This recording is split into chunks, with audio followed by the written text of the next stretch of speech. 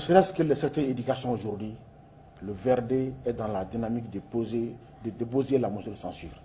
Comment un gouvernement s'assoit, regarder l'école malienne aller dans les gouffres sans prendre les dispositions nécessaires?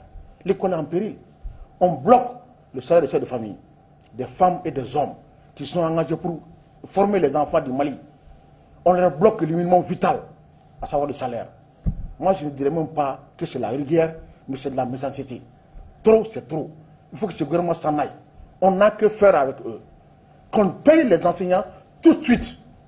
Parce que quelque part, nous ne pouvons pas comprendre qu'entre nous, Maliens, on puisse agir ainsi. Comme s'ils n'ont pas de parents dans ces pays-là. Et d'ailleurs, pour terminer, parce que je ne serai pas long, moi je propose au groupe VRD dans les jours à venir, dans les réformes constitutionnelles, qu'on mette dans les projets de texte que pour être membre du gouvernement, il faut avoir une base sociale, un mandat, ne serait-ce que pour être un mandat électif, quel qu'en soit le mandat électif, post-communal ou député ou sénateur, que le gouvernement ne soit composé que des élus.